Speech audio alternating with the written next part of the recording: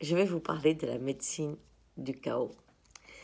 La médecine du chaos, même si cela paraît incroyable qu'un chaos puisse être une médecine, c'est quand même celle qui ponctue l'ensemble de la vie sur cette planète, dans l'univers, et à votre niveau.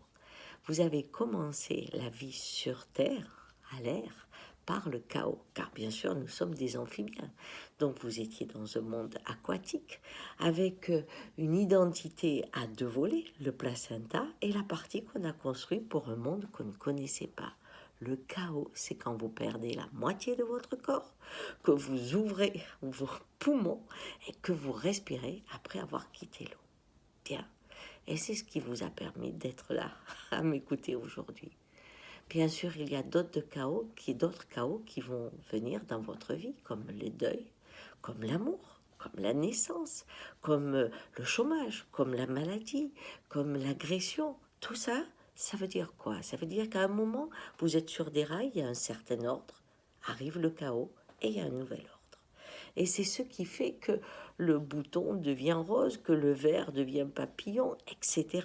Ce chaos, c'est on passe d'un monde à un autre. Parfois dans la douleur, parfois dans le bonheur. Aujourd'hui, à l'échelle du monde, on peut avoir la sensation, car il y a une expression de la vie, du vivre ensemble qui arrive en bout de course. Il y a sur le plan climatique un vrai problème et donc on a le sentiment que le monde que l'on vit va affronter le chaos avant le nouvel ordre. Et on peut avoir peur.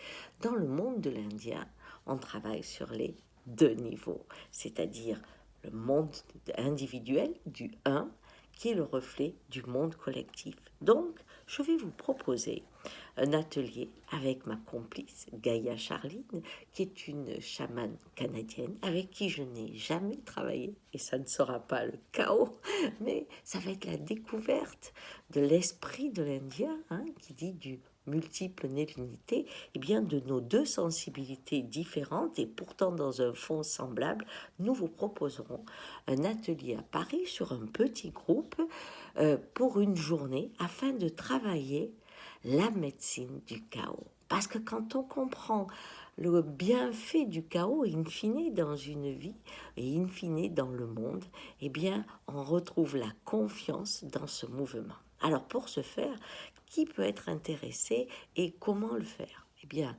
ceux qui peuvent être intéressés sont ceux qui ont peur, qui ont ce sentiment d'angoisse face au monde, qui se prépare à vivre cette transformation, mais aussi ceux qui se trouvent dans une phase de deuil ou une phase chaotique, puisque ça peut être le chômage, ça peut être la naissance, ce qu'on ne voulait pas, etc.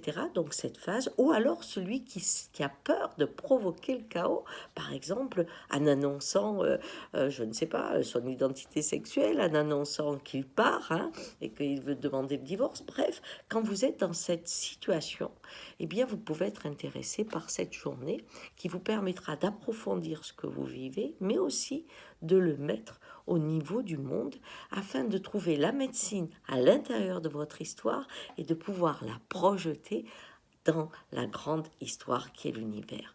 Voilà, on fera ça en une journée, on le fait à Paris. Eh bien, il vous suffit de vous renseigner près de Gaïa qui organise tout très très très très bien et de vous inscrire si vous le désirez. Dans tous les cas, ce sera avec joie que je vous ferai participer à cette marche du chaos en confiance et en conscience. Ciao!